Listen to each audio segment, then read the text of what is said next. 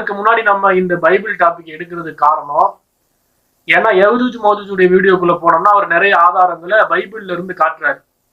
இவரே முதல்ல எதுக்கு பைபிள் தடை செய்யப்பட்ட புத்தகமா அப்படிங்கிற தலைப்புல வீடியோ பேசி பைபிள் படிக்க வேண்டும், பைபிள் ஒரு மார்க்க ஆதாரம்னு இவர் ஒரு தவறான கருத்தை மக்கள் மத்தியில கொண்டு வர்றார். அப்ப இது சம்பந்தமான டீட்டெயில்டான விளக்கத்தை தான் நம்ம இந்த வீடியோல பார்க்க போறோம். வழக்கம் போல சூப்பர் முஸ்லிம் ஆதரவாளர்கள் நடுநிலையான பார்வையோடு எப்படி தஜ்ஜாலுடைய வீடியோவை நீங்கள் பார்த்தீர்களோ அதே போல முழுமையாக இந்த பைபிள் சம்பந்தமான வீடியோவையும் முழுசா பாருங்க.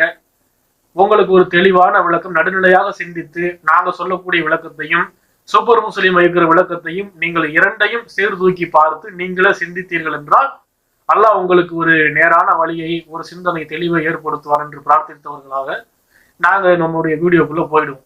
அப்ப இவங்க இந்த ஜனவரி 8, 2019 ஜனவரி 8 இந்த பைபிள் தடை செய்யப்பட்ட புத்தகமா அப்படிங்கிற ஒரு வீடியோவை வெளியிட்டு இருக்கிறாங்க. இதுதான் அவங்க வெளியிட்ட 2வது வீடியோ. இப்ப பைபிள் தடை செய்யப்பட்ட புத்தகமான இவங்க வீடியோவுக்கு தலைப்பு வச்சிருக்கிறாங்களே, நம்மை பொறுத்த வரைக்கும் இந்த தலைப்பே ஒரு கேள்வி எழுப்ப வேண்டிய ஒரு தலைப்பு. எந்த ஒரு புஸ்தகத்தையாச்சும் இது தடை செய்யப்பட்ட புத்தகமான கேள்வி எழுப்ப முடியுமா? எந்த ஒரு நாட்டுக்கு போனாலும் உலகத்துல எந்த ஒரு புத்தகமும் தடை செய்யப்பட்ட புத்தகம் என்று சொல்ல முடியாது. ஏன்னா ஒவ்வொரு நாடுகள்ல சில புத்தகங்கள், கம்யூனிஸ்ட் நாடுகள்ல சில புத்தகங்களை தடை செய்திருப்பார்கள், இஸ்லாமிய நாடுகள்ல வேற சில புத்தகங்களை தடை செய்திருப்பார்கள்.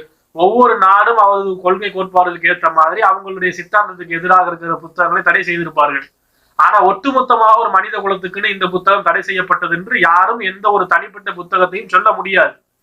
பைபிளை பொறுத்த வரைக்கும் அது தடை செய்யப்பட்ட புத்தகமா என்று பேசுவதை விட, பைபிள் என்பது மார்க்க ஆதாரமா, பைபிளில் சொல்லப்பட்டிருப்பதெல்லாம் வஹியா, பைபிளை மார்க்க ஆதாரமாக ஏற்று அதில் சொல்லப்பட்டிருக்கிற கருத்துக்களை எடுத்து மார்க்கமாக அமல்படுத்தலாமா என்பதைத்தான் நம்ம பேச வேண்டும். ஆனால் இந்த இடத்துல ரொம்ப ட்ரிக்கா, ரொம்ப நுணுக்கமா இந்த சூப்பர் முஸ்லிம் முஸ்தபா அவர்கள் அந்த வீடியோவை எப்படி போட்டிருக்கிறாருன்னா, பைபிள் தடை செய்யப்பட்ட புத்தகமா அப்படிங்கிற மாதிரி அந்த கேள்வியை எழுப்பியிருக்கிறார். இப்ப நம்ம விஷயத்துக்கு வந்துருவோம். பைபிளை பொறுத்த வரைக்கும் இவங்க ஏன் இதை பத்தி பேசுறாங்க, பைபிள் தடை செய்யப்பட்ட புத்தகமாங்கிற ஒரு தலைப்பை போட்டு பைபிளை படிக்க வேண்டும், பைபிள் சொல்லப்படுவதெல்லாம் அதை மார்க்க ஆதாரமா எடுக்க வேண்டும் என்கிற அடிப்படையில் இவங்க ஏன் வாதம் வைக்கிறாங்கன்னா, எப்பவுமே குர்ஆன் ஹதீஸை பொறுத்த வரைக்கும் அதை கொண்டு வழிகேட்டை நிறுவ முடியாது. குர்ஆன் ஹதீஸை கொண்டு எந்த ஒன்றை நீங்கள் அணுகினாலும் அது நேர் வழியைத்தான் காட்டும். அப்ப சூப்பர் முஸ்லிம் போன்ற வழிகட்ட அமைப்புல இருப்பதனால அவர்களுக்கு தங்களுடைய வழிகட்ட கொள்கைகளை நிறுவுவதற்கு குர்ஆன் ஹதீஸ் மட்டும் பத்தல. இப்ப தௌஹீத்வாதிகளுக்கு, முஸ்லிம்களுக்கு, சாதாரண முஸ்லிம்களுக்கு மார்க்க ஆதாரம் எதுவென்று கேட்டால் எல்லோரும் கண்ணை மூடிக்கொண்டு சொல்லுவோம், குர்ஆனும் ஹதீஸும் எங்களுக்கு போதும். குர்ஆன் ஹதீஸிலே ஒன்று சொல்லப்பட்டிருந்தால் அது மார்க்கம், குர்ஆன் ஹதீஸ் தான் எங்களுக்குள்ள ஆதாரம் என்று எல்லோருமே ஏற்றுக்கொள்வோம்.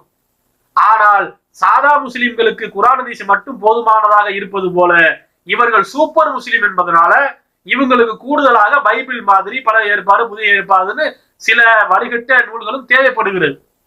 கலப்படமான, இறைவேதத்தில் கலப்படம் செய்த, இது போன்ற வழிகேட்டை போதிக்கிற அந்த பைபிள் போன்ற நூல்கள் இவர்களுக்கு ஏன் தேவைப்படுகிறது என்று சொன்னால், தங்களுடைய வழிகட்ட கொள்கையை தூக்கி நிறுத்துவதற்கு இவங்களுக்கு குர்ஆன் ஹதீஸ் மட்டும் பத்தாது. அப்ப சாதாரண முஸ்லிம்களுக்கு அந்த பவுண்டேஷன், ஒரு பில்டிங்கை கட்டும் போது பவுண்டேஷன் போடுறவங்கள அடிமட்டம், அடித்தளம் என்பது குர்ஆன் ஹதீஸை கொண்டு நம்முடைய கட்டடங்கள் எழுப்பப்பட்டு விடும், அது நேர்வழியை காட்டும். ஆனால் சூப்பர் முஸ்லிம் போன்ற வழிகேட்டை நிறுவுவதற்கு அவங்களுடைய பவுண்டேஷன் என்பது குர்ஆன் ஹதீஸ் மட்டும் பத்தாது. சில வழிகட்ட பைபிள், பழைய ஏற்பாடு, புதிய ஏற்பாடு இதெல்லாம் தூக்கி முட்டு கொடுத்தால்தான் அந்த வழிகேட்டுக்கு சான்றாக அமைகிறது. அப்ப அதை பற்றி பைபிள் எந்த லெவலில் இருக்கிறது என்பதை இப்ப சூப்பர் முஸ்லிம் சகோதரரை என்ன சொல்றாருங்கிறத பாருங்க. அது எது மாதிரியான விஷயங்கள் அவங்க நீக்கம் பண்ணியிருக்காங்க, கலப்படம் செஞ்சிருக்காங்கன்னு பார்த்தீங்கன்னா, பின்னாடி அவங்க சம்பாதிக்கிறதுக்காக ஹலாலாக்கின விஷயங்கள், அல்லாஹ் ஹராமாக்கின விஷயங்களை ஹலாலாக்கும் விதமாக சிலதை அவங்க ஆட் பண்ணிக்கிறாங்க. அதே மாதிரி நபி ஸல்லல்லாஹு அலைஹி வஸல்லம் அவங்களை பற்றி குறிப்பிடக்கூடிய முன்னறிவிப்புகள் இருக்குல்ல, அதை அவங்க நீக்கியிருக்காங்க. அதே மாதிரி குர்ஆன் சொல்லக்கூடிய வசனங்கள் சில தௌராத்தில் அல்லாஹ் சொல்கிறான், தௌராத்தில் இப்படி இருக்குது, இஞ்சில் இப்படி இருக்குதுன்ட்டு, அந்த வசனங்கள்லாம் அவசர அவசரமாக தூக்கியிருக்காங்க.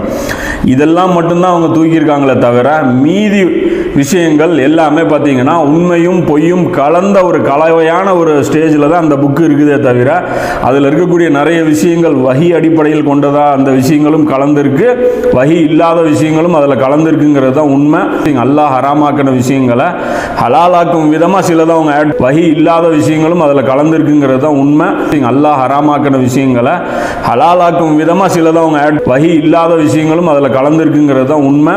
அதில் நிறைய மனித கரங்கள் எழுதிவிட்டது, நிறைய கலப்படம் நடந்து விட்டது, ரசூலுல்லாஹ் பற்றிய முன்னறிவிப்புகள் நீக்கப்பட்டு விட்டது, அதுபோக நிறைய ஹலாலான விஷயங்கள் ஹராம் என்று, ஹராமான விஷயங்கள் ஹலால் என்று மாற்றப்பட்டு விட்டது, வஹியோடு மனித கைகள் விளையாடி விட்டது, அதுல வஹியும் இருக்கிறது, வஹி அல்லாததும் இருக்கிறது, உண்மையும் பொய்யும் கலந்து இப்படி ஒரு கலப்படமான நூலாகத்தான் பைபிள் இருக்கிறது அப்படின்னு சொல்லிவிட்டு இது முட்டு கொடுக்கவே முடியல சூப்பர் முஸ்லிம் தரப்பினரால.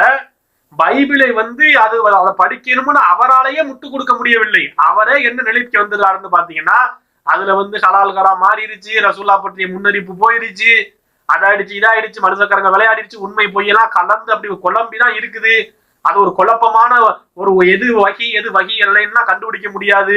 அந்த அளவுக்கு ஒரு கெட்டு போய் தான் அது பரிசுத்தமாக இல்லை, அது ஒரு கெட்டு போய் தான் இருக்கிறது என்று சொல்லிவிட்டு, ஆனா முழுசா கெட்டு போகல, முற்று முழுதாக மனித கரங்கள் எழுதவில்லை, அதுல வகியும் இருக்கலாம் என்கின்ற ஒரு தத்துவத்தின் அடிப்படையில அவர் அந்த பைபிளை படிக்கணும் அப்படிங்கிற நிலைக்கு வர்றாரு.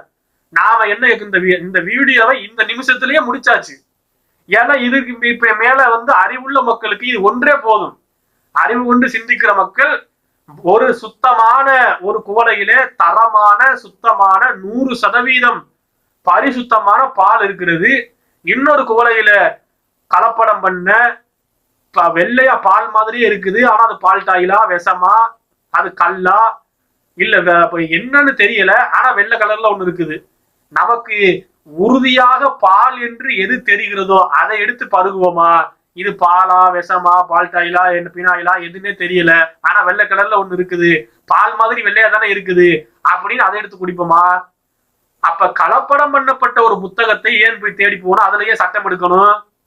அது கலப்படம் ஆகிவிட்டது, வகியோடு பல செய்திகள் கலந்து விட்டது, உண்மைக்கு புறமான விஷயங்கள் இருக்கிறது, நபி பற்றிய முன்னறிவிப்புகள் போய்விட்டது, ஹலால் ஹராம்கள் மாற்றப்பட்டு விட்டது என்று சொன்னா அதை எதுக்கு தேடிக்கிட்டு போகணும்னு கேட்கிறான். அது தேவையில்லை. அதை விட பரிசுத்தமான தூய்மையான அல்லாஹ்வுடைய வார்த்தை குர்ஆன் இருக்கும் போது, ரசூலுல்லாஹ்வுடைய பொன்மொழிகள் ஹதீஸ் இருக்கும் போது ஒரு மனுஷன் இதை தாண்டி வேற ஒன்றுக்கு போக மாட்டான். இது சாதாரண மக்களுக்கு போதும், சாதாரண முஸ்லிமுக்கு போதும். ஆனா சூப்பர் முஸ்லிமுக்கு இப்ப என்ன பண்ணணும்னா, இவர் என்னவெல்லாம் பேசி இருக்கிறாரு, என்னெல்லாம் முரண்பாட்டு பண்ணியிருக்கிறாரு, இந்த ஒரு பான சோத்துக்கு ஒரு சோறு பதம் வாங்கல, அந்த மாதிரி சூப்பர் முஸ்லிமினுடைய அந்த அறிவு லட்சணம் என்ன என்பது, மடமையின் உச்சம் என்ன என்பதுக்கு இந்த ஒரு வீடியோ போதும். இந்த பைபிள் சம்பந்தமா அவர் பேசி இருக்கிற வீடியோ ஒருத்தர் முழுசா பாத்தீங்கன்னா இவருடைய மடமையின் உச்சம், உச்சபட்ச லெவல்ல ஒரு அறியாமையில இந்த லெவலுக்கு ஒருத்தர் அறியாமையில இருக்க முடியுமா? அப்ப இவரெல்லாம் மார்க்கம் சொல்வதற்கு தகுதியானவரா என்று மக்கள் சிந்திக்கிற அளவுக்கு தான் இந்த ஒரு வீடியோவே போதுமானது. அந்த வீடியோ நீங்க யாரும் இன்னும் பார்க்கலைன்னா முதல்ல அந்த வீடியோ பாருங்க, டிஸ்கிரிப்ஷன்ல அந்த லிங்க் கொடுத்துருக்கிறோம். இந்த பைபிள் தடை செய்யப்பட்ட புத்தகமான இவர் பேசியிருக்கிறாரு, அந்த லிங்க்கும் டிஸ்கிரிப்ஷன்ல இருக்குது. அதை முதலில் பார்த்து விடுங்கள். பார்த்து அவர் சொல்லுகிற விஷயங்களை கூட குறித்து கொண்டு அப்புறம் நம்முடைய வீடியோவை பாருங்க. இப்ப நம்ம என்ன சொல்றோம்னா, இவர் பைபிள் படிக்கலாம் அப்படிங்கிறதுக்கு இவரிடத்துல ஓப்பனா வெளிப்படையா எந்த சான்றும் கிடையாது. இப்ப இவர் என்ன பண்ணுவாருன்னா, சுத்திக்கிட்டு பறந்துகிட்டு தனக்கு தானே முரண்பட்டு சில வாதங்களை எடுத்து வைக்கிறார். அப்படி அவர் வைக்கிற ஒரு முதல் ஆதாரம் என்னன்னு பாத்தீங்கன்னா, அந்த கிளிப்பிங்க பாருங்க. வேதக்காரர்களை அவர்கள் சொல்வதெல்லாம் உண்மை என நம்பவும் வேண்டாம், பொய் என மறுக்கவும் வேண்டாம், மாறாக நீங்கள் கூறிவிடுங்கள், நாங்கள் அல்லாஹ்வையும் எங்களுக்கு அருளப்பட்டதையும் உங்களுக்கு அருளப்பட்டதையும் நம்புகிறோம் அப்படின்னு சொல்லி நபி ஸல்லல்லாஹு அலைஹி வஸல்லம் உபதேசம். இது பார்த்தீங்கன்னா 7362 புகாரில், அப்புறம் 4485. இந்த ஹதீஸ் மேற்கோள் காட்டி என்ன சொல்றாங்கன்னா, பாருங்க, வேதக்காரர்கள் சொல்றதை ஏத்துக்கவும் கூடாது, நிராகரிக்கவும் கூடாது அப்படின்னு சொல்லி நபி ஸல்லல்லாஹு அலைஹி வஸல்லம் சொல்றாங்க, இப்னு அப்பாஸும் சொல்றாங்க, அபூ ஹுரைராவும் சொல்றாங்க. அதனால பைபிள் பார்க்கக்கூடாது. அப்படிங்கிறாங்க. இந்த இடத்துல முக்கியமான ஒரு தவறை வந்து இவங்க பண்ணுறாங்க. என்ன அப்படின்னா, இங்கே நபிசுல்லா செல்லம் அவங்களா இருக்கட்டும், இப்னு அப்பாஸாக இருக்கட்டும், அபூ ஹுரைராவாக இருக்கட்டும், வேதக்காரர்களிடம் போய் கேட்கறது தான் தடை செஞ்சுருக்கிறாங்களே தவிர பைபிளை வந்து பார்க்காதீங்கன்னு சொல்லி இங்கே சொல்லவே இல்லை. அதுதான் வந்து இந்த இடத்துல அவங்க வந்து தப்பு பண்ணுறாங்க. வேதக்காரங்க சொல்றத நீங்க உண்மைன்னு நம்ப வேணாம், பொய்ன்னு நீங்க விட்டுற வேணாம், எங்களுக்கு அருளப்பட்டதையும் உங்களுக்கு அருளப்பட்டதையும் நம்புறோம் அப்படின்னு சொல்லிருங்கன்னு சொல்லியிருப்பாங்க. அதை நான் பின்னாடி அந்த கடைசி விரிவா சொல்லுவோம். மேட்ரு என்னன்னு விளங்கிக்கிடுங்க. அப்படி வந்து ரசூல்லா வந்து இப்ப வேதக்காரங்க சொல்றதை நம்ப வேணாம்னு சொல்லியிருக்கிறாங்களேன்ட்டு ஒரு விஷயத்தை எடுத்து வச்சு இதுல பாத்தீங்கன்னா ரசூல்லா வந்து வேதத்தை படிக்க கூடாதுன்னு சொல்லல. இதுக்கு முந்தைய அருளப்பட்ட இந்த தௌராது, இஞ்சில் மாதிரியான வேதங்களை படிக்க கூடாதுன்னு ரசூல்லா தடுக்கல. இங்க ரசூல்லா என்ன தடை விதிக்கிறாங்கன்னா, வேதக்காரர்களிடம் கேட்பதை தடுத்து இருக்கிறாங்க. அதுக்கு என்ன காரணம்னு கேட்டா அதையும் விளக்குறாரு. என்னன்னா, ஒரு ஜனாசாவை பற்றி ஒரு பிரச்சனை வரும் அவனுக்குள்ள. அப்ப அது சம்பந்தமா பேசும்போது ஒரு யூதர் சொல்லுவாரு, ஜனாசாக்கள் பேசும், நான் சாட்சி சொல்றேன் அப்படிம்பாரு. அப்ப ரசூல்லா சொல்லிவிடுவாங்க, வேலைக்காரங்க சொல்றதை நீங்க உண்மைன்னு நம்பாதீங்க, பொய்யின்னு மறுத்துறாதீங்க, நீங்க பாட்டுக்கு உங்களுக்கு அருளப்பட்டது எங்களுக்கு அளவுக்கு நான் நம்புறோம்னு பேசாம இருந்துக்கிறீங்க அப்படின்ட்டாங்க. அதுபோக அவங்க நிறைய விஷயங்கள் என்ன வேதம் கொடுக்கப்பட்டவர்கள் அன்னைக்கு யூதர்கள் என்ன பண்ணுவாங்கன்னா, ஒரு விபச்சாரம் செய்த ஒரு ஆண் பெண்ணை கூட அழைத்து வருவாங்க. அப்போ விபச்சாரத்துக்கு என்ன தண்டனை அப்படின்னு யூதர்களுடைய அந்த முறைப்படி கேட்கும் போது யூதர்கள் சொல்லுவாங்க, கரும்புலி செம்புலி குத்தந்த முகத்துல கறி பூசுறது, இது மாதிரி அசிங்கப்படுத்துறது தான் எங்க வேதத்துல இருக்கும்பாங்க. அப்ப ரசூல்லா சொல்லுவாங்க, உங்க வேதத்தை எடுத்துட்டு வாங்க, அதை எடுத்து படிச்சு பார்ப்போம்னு சொன்னோன்னே வேதத்தை எடுத்துட்டு வந்து தௌராத்தை எடுத்துட்டு வரப்பட்டு வாஸ்து காண்பிக்கப்படுது. அதுல பார்த்தா கல்லெறிந்து கொல்லணும், அதாவது மரண தண்டனை, விபச்சாரம் பண்ணா மரண தண்டனைன்னு வேதத்துல தௌராத்துல இருக்கும். இந்த வேதக்காரங்க என்ன பண்ணுவாங்கன்னா போய் சொல்லுவாங்க, விபச்சாரம் பண்ணா அது வந்து கறி பூசினா போதும், மூஞ்சில கறியை பூசினா போதும் அப்படின்னு போய் சொல்லுவாங்க. அப்படின்னு இதெல்லாம் கொஞ்சம் டீட்டெயில்டா அவர் சொல்லிட்டு, அப்ப வந்து வேதத்தை படிப்பதை ரசூல்லா எந்த இடத்துலயும் தடுக்க கிடையாது. வேதக்காரர்களிடம் கேட்குறீங்கல்ல, வேதக்காரர்கள்ட்ட எதையும் கேட்காதீங்க. அவங்க வேதக்காரர்கள்ட்ட நீங்க கேட்டீங்கன்னா அவங்க பொய்யை தான் சொல்லுவார்கள். ஆனா வேதத்தில் சரியாக இருக்கும். ஏன்னா அல்லாஹ் கொடுத்தது தௌராத், இன்ஜில் அல்லாஹ் அருளிய வேதம். அந்த வேதம் சரியா தான் இருக்கும். வேதக்காரனிடம் கேட்பதைத்தான் ரசூலுல்லாஹ் தடுத்தார்களே தவிர வேதத்தை படிப்பதை தடுக்கவில்லை அப்படின்னு ஒரு வாதம் வைக்கிறார். நல்ல பாயிண்ட் புரிஞ்சுக்கிறீங்க. இந்த இடத்துல முக்கியமான ஒரு தவறை வந்து இவங்க பண்றாங்க. என்ன அப்படின்னா, இங்க நபிசுல்லா செல்லம் அவங்களா இருக்கட்டும், இப்னு அப்பாஸா இருக்கட்டும், அபூ ஹுரைராவா இருக்கட்டும், வேதக்காரர்களிடம் போய் கேட்கறது தான் தடை செஞ்சிருக்கிறாங்களே தவிர பைபிளை வந்து பார்க்காதீங்கன்னு சொல்லி இங்க சொல்லவே இல்லை. வேதக்காரர்களிடம் போய் கேட்கறது தான் தடை செஞ்சிருக்கிறாங்களே தவிர பைபிளை வந்து பார்க்காதீங்கன்னு சொல்லி இங்க சொல்லவே இல்லை. வேதக்காரர்களிடம் போய் கேட்கறது தான் தடை செஞ்சிருக்கிறாங்களே தவிர பைபிளை வந்து பார்க்காதீங்கன்னு சொல்லி இங்க சொல்லவே இல்லை. வேதக்காரரிடம் கேட்பதைத்தான் ரசூலுல்லாஹ் தடுத்தார்களே தவிர வேதத்தை படிப்பதை தடுக்கவில்லை அப்படின்னு அவருக்கு ஒரு ஆதாரத்தை எடுத்து வைக்கிறார். சரி, இப்ப ஒரு ஆதாரம் வச்சுட்டாருல்ல, இதுல உண்மையா இருக்கணும்ல. இப்ப இந்த விஷயத்த பேசிட்டு அடுத்த ஒரு நிமிஷத்துல அந்தர் பல்ட்டி அடிச்சு இப்ப இவ்வளவு நேரம் என்னத்தை பேசினாரோ அதற்கு நேர் மாற்றமாக ஒன்று பேசுவார். அடுத்து இவர் வைக்கிற ஆதாரம் என்னன்னு பாருங்களேன். அந்த கிளிப்பிங்க பாருங்க. அபூதாவுதுல 4656வது ஹதீஸ், அப்புறம் திருமீதியில் 2287வது ஹதீஸா அது வருது. இக்ரா அப்படிங்கிற ஒரு தாபி, அதாவது உமர் அலியானுடைய பள்ளிவாசலுடைய மோத்தினா அவர் இருக்கிறார். அவரை உமர் அலியானு கூப்பிட்டு, ஒரு பாதிரியிடம் என்னை அனுப்பி அந்த பாதிரியை அழைத்து வர சொல்லி உமர் அலியானு அவர்கள் அனுப்பினார்கள். நான் சென்று அழைத்து வந்தேன். அவரை கூட்டிகிட்டு வந்து நிப்பாட்டினோன்னு உமர் அலியானு கேட்குறாங்க, என்னை பற்றி உங்கள் வேதத்தில் ஏதேனும் செய்தி உள்ளதா அப்படின்னு கேட்குறாங்க. அதுக்கு அந்த பாதிரி சொல்கிறாரு, ஆம், உறுதியும் அமானதத்தையும் பேணக்கூடிய ஒரு மனிதராக உங்களை பற்றி அதில் குறிப்பிடப்பட்டிருக்கிறது. மேலும் நீங்கள் ஒரு தடுப்பணையை போல் செயல்படக்கூடியவராக இருக்கிறீர்கள் அப்படிங்கிறதும் உங்களுக்கு பற்றி அதில் குறிப்பிடப்பட்டிருக்கிறது அப்படின்னு சொல்லி அவர் சொல்றார். எனக்கு பிறகு வருபவர் எப்படிப்பட்டவராக இருப்பார் அப்படின்னு சொல்லி உமர் அலியானு கேட்குறாங்க. அதுக்கு அந்த பாதிரி சொல்றாரு, அந்த கலீஃபாவோ நற்செயல் புரிபவராக இருப்பார், ஆனால் தன்னுடைய உறவினர்களுக்கு முன்னுரிமை தருவதை நீங்கள் பார்ப்பீர்கள் அப்படின்னு சொல்லி குறிப்பிடுறாங்க. இதை குறிப்பை, அதாவது இந்த முன்னறிவிப்பை வந்து அவர் சொன்ன உடனே உமர் ரலியல்லாஹு அன்ஹு புரிஞ்சுக்கிறாங்க, இது உஸ்மான் ரலியல்லாஹு அன்ஹு தான் குறிப்பிடுது அப்படின்னு சொல்லிட்டு உடனே வந்து அவங்க வந்து துவா செய்கிறாங்க, இறைவா உஸ்மானுக்கு அருள் புரிவாயாக அப்படின்னு சொல்லி 3 முறை துவா செய்கிறாங்க. இதுக்கு அப்புறம் வருபவரை பற்றியும் சொல்லுங்க அப்படின்னு சொல்லி அந்த பாதிரியார்கிட்ட மேலும் கேட்குறாங்க. அதுக்கு அவர் சொல்றாரு, அவர் இரும்பில் சுற்றப்பட்டிருப்பார், அதாவது இரும்பு அவரை சூழ்ந்திருக்கும் அப்படின்னு சொல்லி சொல்றாங்க. அப்போ இவர் வந்து திட்டுறாரு, முட்டாளே ஒழுங்கா சொல்லு அப்படிங்கிறாங்க. அப்போ அவர் சொல்றாரு, அவரும் ஒரு நல்ல மனிதராகவே இருப்பார், ஆனால் உரையிலிருந்து வாள்கள் உருவப்பட்டு இருக்கும், அதாவது போர்கள் தொடர்ந்து அவர் மேல தொடுக்கப்பட்டுட்டே இருக்கும் அப்படிங்கிற ஒரு முன்னறிவிப்பு வந்து செய்யறாங்க. இந்த ஹதீஸ் அபூதாவுதுல 4656, திர்மிதியில் 2287 ஹதீஸா இருக்குது. இது சையான ஹதீஸா இருக்கு.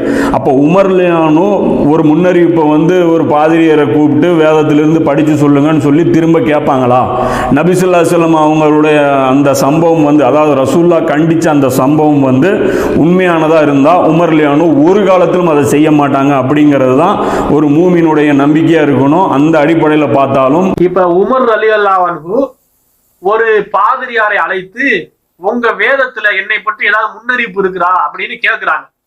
அதுக்கு அவரு சில விஷயங்களை சொல்றாரு. அதுக்கப்புறம் உஸ்மான் ரலியல்லாஹு பற்றிய முன்னறிவிப்புன்னு அதை வரைக்கிறாரு. அதுக்கப்புறம் அலி ரலியல்லாஹு பற்றிய முன்னறிவிப்பை கேட்கிறாரு. அவரை சுற்றி இரும்பு சொல்லப்பட்டிருக்கும், போர் நடந்துகிட்டே இருக்கும், இப்படி எல்லாம் சொல்றத அவர் கேட்டுக்கிட்டாங்க அப்படின்னு சொல்லிட்டு இப்ப என்ன வாதம் வைக்கிறாருன்னா, உமர் ரலியல்லாஹு மாதிரி பெரிய பெரிய சஹாபாக்கள் எல்லாம் ரசூல்லா தடுத்த ஒரு காரியத்தை செய்வாங்களா? நேரடியா ஆதாரம் இல்ல பைபிள் படிக்கணுங்கிறதுக்கு. இப்ப என்ன எடுத்து வைக்கிறாருன்னா, இப்ப உமர் ரலியல்லாஹு அன்ஹு ரசூல்லா காலத்துக்கு பிறகு ஒரு பாதிரியார் அழைச்சு என்னை பத்தி ஏதாவது முன்னறிவிப்பு உங்க வேதத்துல இருக்கான்னு கேட்டிருக்காங்கல்ல. இப்ப ரசூல்லா வந்து இந்த மாதிரி வேதத்தை படிப்பதை தடுத்து இருந்தா உமர் போய் இந்த மாதிரி வேலையை செய்வாங்களா? உமர் ரலியல்லாஹு அன்ஹு மாதிரி சகாபாக்கள் இந்த மாதிரி காரியங்களை செய்ய மாட்டாங்க. அப்ப இதுல இருந்து என்ன விளங்குது? சகாபாக்கள் எல்லாம் வேதக்காரர்கள் இடத்துல ஆலோசனை கேட்டாங்க, வேதத்துல என்ன இருக்குதுன்னு படிக்க ஆர்வமா இருந்தாங்கன்னு விளங்குதா? அது ஒரு ஆதாரம்னு 2வது ஆதாரத்துக்கு வைக்கிறாரு. இப்ப நம்ம இங்க ஒண்ணு கவனிக்கணும். ஒரு 2 நிமிஷத்துக்கு முன்னாடி நீ என்னையா பேசிக்கிட்டு இருந்த? 2 நிமிஷத்துக்கு முன்னாடி நீங்க என்ன சொன்னீங்க? புகாரி ஹதீஸ்ல சொல்லி இது மாதிரி வேதக்காரன்ட்ட கேட்கறதான் ரசூல்லா தடுத்தாங்க, வேதத்தை படிப்பதை தடுக்கவில்லைன்னு ஃபர்ஸ்ட் ஆதாரம். ஒரு 2 நிமிஷம் கழிச்சு 2வது வைக்கிற ஆதாரம் என்னன்னு பார்த்தா, இவ்வளவு நேரம் பேசுனதுக்கு நேர் மாத்தமா வேதக்காரனை ஒரு பாதிரியாரை கூப்பிட்டு உமர் கேட்டாங்கல்ல, அதான் எனக்கு ஆதாரம். அப்ப ஃபர்ஸ்ட் வைக்கிற ஆதாரத்துக்கு 2வது வைக்கிற ஆதாரத்துக்கு முரண்பாடு. இப்ப இதையெல்லாம் விளக்கி சொல்றதுக்கு நம்ம வீடியோ போடுறதை விட சூப்பர் முஸ்லிம் முஸ்தாவை கண்ணாடி முன்னாடி உட்கார்ந்து நீங்க 2 பேருமே பேசிக்கணும். இங்க ஒரு சூப்பர் முஸ்லிம் முஸ்தவா, எழுத்த மாதிரி கண்ணாடியில ஒரு சூப்பர் முஸ்லிம் முஸ்தவாவை பார்த்து வேதக்காரனிடத்துல கேட்பதை தடுத்து விட்டார்கள் ரசூலுல்லாஹ், வேதத்தை படிக்கலாம். First point. 2வது பாயிண்ட் என்ன? உமர் ரலியல்லாஹு அன்ஹு ஹதீஸ்ல வேதக்காரன் ஒரு பாதிரியாரை அழைத்து உமர் ரலியல்லாஹு அன்ஹு வந்து கேட்டாங்களா இல்லையா, என்னை பற்றி முன்னறிவிப்பு இருக்கான்னு கேட்டாங்களே, எனக்கு இது 2வது ஆதாரம். இப்ப இந்த 2 முஸ்தவாவும் என்ன பண்ணணும்னா கண்ணாடியை பார்த்தே பேசிக்கொள்ள வேண்டியது. அப்ப இப்படிப்பட்ட இதுதான் மடமைங்கிறது. தனக்குத்தானே முரண்பட்டு ஒரு வீடியோக்குள்ள இத்தனை முரண்பாடு. அடுத்த முரண்பாடை பாருங்க. அப்துல்லா பின் அம்ரு பின் ஆஸ் ரலியல்லாஹு அன்ஹு அவங்க அறிவிக்கிறாங்க, இஸ்ரவேலர்களின் வாயிலாக கிடைத்த செய்திகளையும் அறிவியுங்கள், அதனால் உங்கள் மீது குற்றம் இல்லை அப்படின்னு சொல்லி நபி ஸல்லல்லாஹு அலைஹி வஸல்லம் சொல்லக்கூடிய ஒரு செய்தியை வந்து புகாரில 3461வது ஹதீஸா வந்து ரசூல்லா குறிப்பிடுறாங்க. இப்ப பனு இஸ்ரவேலர்கள் வாயிலாக கிடைக்கிற செய்தியெல்லாம் ரசூல்லா அறிவிக்க சொல்லியிருக்காங்களே, பனு இஸ்ரவேல் வாயிலாக கிடைத்த செய்தியாக இருந்தாலும் அதை நீங்கள் சொல்லுங்கள், குற்றமில்லை அப்படின்னு இருக்காங்க ரசூல்லா. இப்ப இதுல இருந்தும் என்ன விளங்குறது? பைபிள் படிக்கலாம்னு விளங்குறதுன்னு சட்டம் எடுக்கிறார் அறிவாளி. அப்ப இதுல என்ன விளங்கும்னா இதுவும் முரண்பாடு. ஃபர்ஸ்ட் பாயிண்ட் என்ன? ஃபர்ஸ்ட் எடுத்து வச்ச ஆதாரம் வேதக்காரனத்துல கேட்காதீர்கள், அதை ரசூல்லா தடுத்து விட்டார்கள், வேதத்தை படிக்கலாம். First point. 2வது பாயிண்ட் என்னன்னு பாத்தீங்கன்னா, உமர் ரலியல்லாஹு அன்ஹு ஒரு பாதிரியாரை கூப்பிட்டு கேட்டாரு, அது பைபிள் படிக்கிறதுக்கு ஆதாரம். அடுத்து 3வது பாயிண்ட் என்னன்னு பார்த்தா, இது மாதிரி வந்து பனு இஸ்ரவேல் அதாவது கிறிஸ்தவர்கள் வாயிலா கிடைக்கிற செய்தியை அறிவிங்க அப்படின்னு ரசூல்லா சொல்லி இருக்கிறாங்க புகாரி ஹதீஸ். இது 3வது ஆதாரம்ங்கிறாரு.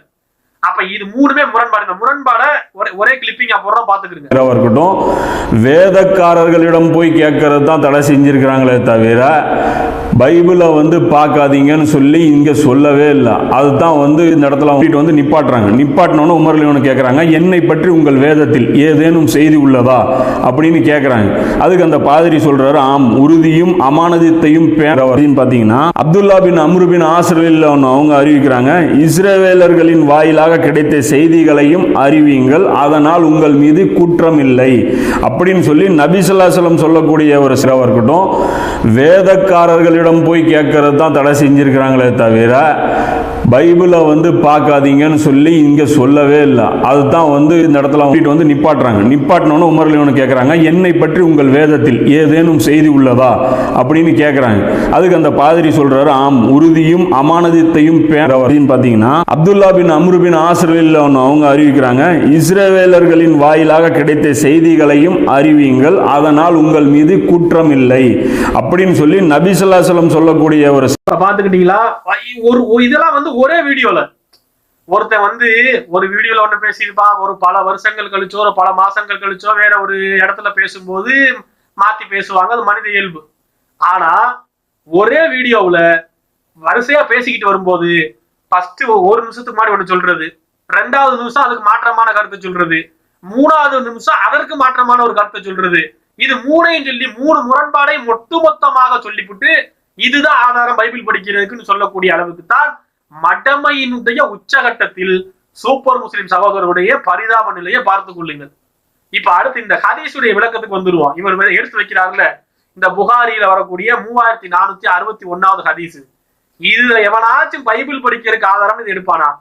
அந்த ஹதீஸை முழுசா படி. இதுக்கு தான் அரபி என்னன்னு தெரியாம, ஹதீஸ் தெரியாம, உசுலுல் ஹதீஸ் எதுவும் தெரியாமல் சும்மா வந்துகிட்டு தர்ஜுமாவை படித்து விட்டு தற்கூரித்தனமாக அரைகுறையாக மார்க்கம் சொன்னால் இப்படித்தான் வந்து மடமையின் உச்சத்துல தான் கொண்டு போய் நிறுத்தும். அப்ப தமிழ்ல படிச்ச ஹதீஸையாச்சும் முழுசா படிக்க வேண்டியதானே? புகாரில 3461 படிச்சீங்களே சூப்பர் முஸ்லிம் முஸ்தவா, நல்லா கேட்டுக்கொள்ளுங்கள். 3461 சஹீஹ் புகாரின்னு படிக்கிறீங்க, அதுல இருந்து பைபிள் படிக்கிறதுக்கு ஆதாரம் புரியுங்க, அதுல என்ன இருக்குது? ஸ்கிரீன்ல அந்த ஹதீஸ் போடுறோம் பாருங்க. அதுல ரசூலுல்லாஹ் சொல்றாங்க, பல்லிகு அன்னி வலவ் ஆயா, என்னிடமிருந்து ஒரே ஒரு செய்தி கிடைத்தாலும் அதை மக்களுக்கு எடுத்து சொல்லுங்கள். பனி இஸ்ராயில், பனி இஸ்ராயில் வாயிலாக கிடைக்கக்கூடிய செய்தியாக இருந்தாலும் அதை நீங்கள் மக்களுக்கு எடுத்து சொல்லுங்கள். வலா ஹரஜ், அதிலே குற்றமில்லை. வமன் கதபாலா முத்தமிதன் ஃபல்யதபவ மகாதஹு மினன் நார், எவன் நான் சொல்லாத ஒன்றை வேண்டுமென்றே என் மீது இட்டுக்கட்டி போய் சொல்றானோ அவன் தன்னுடைய தங்குமிடத்தை நரகத்துல அமைத்துக் கொண்டான் என்று ரசூலுல்லாஹ் இந்த விஷயத்த சொல்றாங்க. இது முழுக்க முழுக்க ரசூலை பற்றி அறிவிக்கிற செய்தியை பற்றி ரசூலுல்லாஹ் பேசுறாங்க. இந்த ஹதீஸ் என்ன சொல்லுது? புகாரியுடைய 3461 தெல்ல தெளிவாக சொல்லுகிறது, பல்லிகு அன்னி வலவ் ஆயா, என்னிடமிருந்து ஒரே ஒரு செய்தி கிடைத்தாலும் பிறருக்கு எடுத்து சொல்லுங்கள். வஹத்திஸு அன் பனி இஸ்ராயில், பனி இஸ்ராயில் வாயிலாக அந்த செய்தி உங்களை வந்து அடைந்தாலும் நீங்கள் எடுத்து சொல்லுங்கள். வலா ஹரஜ், அதுல குற்றம் இல்லை அப்படிங்கிறாங்க. அப்ப இந்த மாதிரி சம்பவம் ரசூல்லா காலத்துல ரசூல்லாவை பற்றி நபி சொன்னார்கள், முகமது நபி இதை சொன்னாங்கன்னு சொல்லி ஒரு செய்தி உங்கள்கிட்ட சொல்லப்பட்டால் அதை மக்களுக்கு சொல்லுங்க, சகாபாக்களுக்கு ரசூல்லா அறிவுறுத்துறாங்க. அதை ஒரு பனி இஸ்ராயில், அதாவது ஒரு கிறிஸ்தவர், அன்றைக்கு இருந்த யூத கிறிஸ்தவர் யாராவது இப்படி ஒரு செய்தியை சொல்றாங்க, அதாவது ரசூலுல்லா இப்படி சொன்னாங்க, உங்க முகமது நபி இதை சொன்னாங்கன்னு சொல்லி, ஏன்னா சமகாலத்துல வாழ்ந்து கொண்டிருக்கிறார்கள். ரசூல்லா தன் தோழர்களுக்கு ஒரு கூட்டத்துல எங்கேயாவது ஒரு இடத்துல ஒரு போதனை சொல்லும் போது அதை ஒரு கிறிஸ்தவர் பார்த்திருந்தால், அதை ஒரு கேள்விப்பட்டிருந்தால், அந்த கிறிஸ்தவர் சொல்றாருன்னு வச்சுக்குவோம், உங்களுடைய தூதர் இப்படி ஒரு செய்தியை சொன்னார், நானும் பார்த்தேன் அப்படின்னு சொல்றார். சகாபிகள் சொல்ற மாதிரியே அன்றைக்கு சமகாலத்தில் வாழ்ந்த ஒரு கிறிஸ்தவர் பனி இஸ்ரவேல் ஒரு செய்தியை சொல்றார், ரசூலுல்லா இப்படி சொன்னார்கள், அவங்க சொல்லும் போது நான் அந்த இடத்துலதான் இருந்தேன், நானும் பார்த்திருக்கிறேன்னு ஒரு கிறிஸ்தவர் சொன்னால் அதை சொல்லலாம், அவளா ஹரஜ், அதுல குற்றமில்லை அப்படின்னு இது சொல்லப்படுதே தவிர பனி இஸ்ரவேல் சொல்ற எல்லாத்தையும் சொல்லுனா இருக்குது. இதுக்குத்தான் தமிழ்ல தற்கூரித்தனமாக படித்து கொண்டு ஒரு துண்டை மட்டும் படித்தால் இப்படித்தான் விளங்கும். அப்ப இவர் பின்னாடி இவர் சொல்றத மார்க்கம் என்று நீங்க நம்பிக்கிட்டு போனா இவரை ஃபாலோ பண்ணக்கூடிய சூப்பர் முஸ்லிம் ஃபாலோவர்ஸ் உங்களுடைய மறுமை நிலைமை என்னவாகும் யோசிச்சுக்கிறீங்க. அப்ப ஒரு விஷயத்த ஒரு ஹதீஸ் எடுத்து வைக்கிறாரு, அதை முழுசா படித்து சொல்லுவதற்கு அந்த அறிவு கூட இல்லையா? அப்ப முழுசா படித்தால் அந்த ஹதீஸ் என்ன சொல்லுது? என்னிடம் இருந்து பல்லிகு அன்னி வலவாயா, என்னிடம் இருந்து ஒரு செய்தி கிடைத்தாலும் சொல்லுங்கள், அது பனு இஸ்ரவேல் சொன்னாலும் சொல்லுங்கள், நீங்க யாராவது என் மீது வேண்டுமென்றே நான் சொல்லாததை பொய் சொல்லி இட்டு கட்டினால் அவர் தங்குமிடத்தை நரகத்தில் அமைத்துக் கொண்டார்னு சொல்லி முழுக்க முழுக்க ரசூல் பற்றிய ஹதீஸை எடுத்து வைத்துக் கொண்டு, இது எங்க பைபிள் படிக்கிறதுக்கு இதுல என்ன இருக்கு ஆதாரம்? எவனாச்சும் ஒரு பைத்தியமாவது இதுல பைபிள் படிக்கிறதுக்கு ஆதாரம் இருக்குன்னு விளங்குமா? ஆனா சூப்பர் முஸ்லிம்கள் விளங்குவார்கள். இதுதான் அவருடைய லட்சணம். ஒரு பான சொத்துக்கு ஒரு சோறு பலம் சொன்னோம்ல, இதெல்லாம் ஒரு விஷயம் புரிஞ்சுக்கிறீங்க, இவ்வளவுதான். இப்ப அடுத்த விஷயத்துக்கு வருவோம். அந்த இப்ப அடுத்த ஒரு ஆதாரம் எடுத்து வைக்கிறாரு, அந்த ஆதாரத்தை பாருங்க. எல்லாம் கூப்பிடுறான். அந்த இடத்துல எல்லாம் குறிப்பிடும் போது 46வது அத்தியாயத்துல 4வது வசனத்துல எல்லாம் சொல்றான். அது சொல்லும் போது இதுக்கு முன்னாடி இருக்கிற ஏதோ ஒரு வேதம் மட்டும் இல்ல, ஏதோ நபிமார்களுடைய ஹதீஸ்கள் இருந்தா கூட கொண்டாந்து காட்டுங்க அப்படின்னு சொல்லி அது நல்லா சொல்றான். எப்படி வருது அப்படின்னா, ஈ தூணி பி கிதாபின் மின் கபுலி அல்லாஹ் சொல்றான். இதுக்கு முன்னாடி இருக்கக்கூடிய ஏதோ ஒரு புத்தகம், அதாவது வேதமுடையவர்களையும் தாண்டி பின்னாடி ரிவர்ஸ்ல கூட அல்லாஹ் கூப்பிடுறான், எடுத்துட்டு வந்து காட்டுங்க அப்படின்னு சொல்றான். ஈ தூணி பி கிதாபின் மின் கபுலி ஹாசா அவ் ஆசாரத்தின் மின் இல்ம் அப்படிங்கிறான். அதாவது இதற்கு இல்முடையவர்களுடைய ஆசார, அதாவது ஒரு சான்றுகளையாவது கொண்டாந்து காட்டுங்க.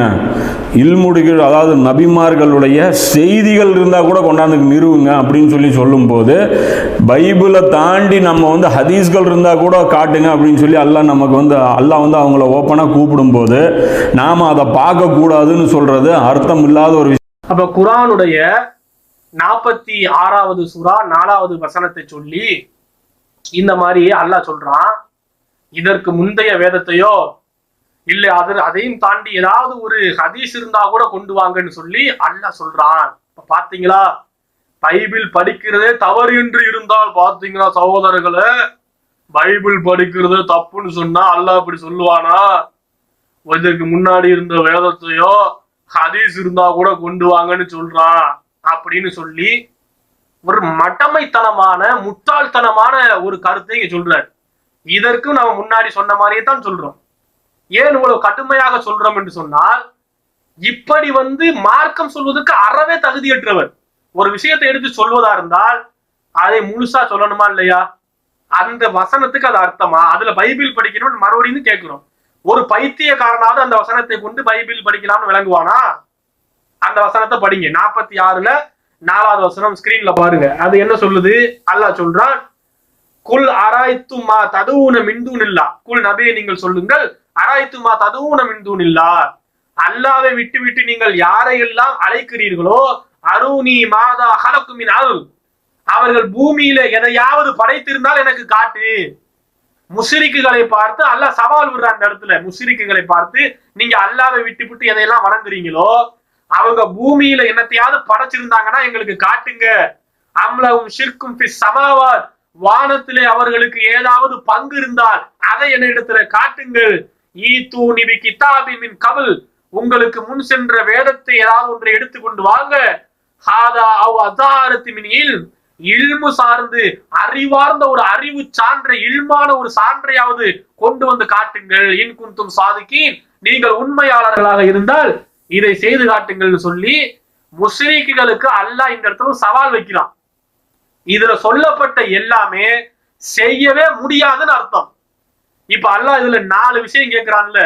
வழக்கம் போல அரைகுறை ஆலிம்சா தமிழை மட்டும் படித்துக் கொண்டு தர்ஜுமாவை படித்து போட்டு மார்க்கம் சொல்ல வந்துட்டவரு, இதுல என்ன இருக்குது அதை முழுசா தமிழை படிச்சாலும் முழுசா படிக்க வேண்டியதுதானே?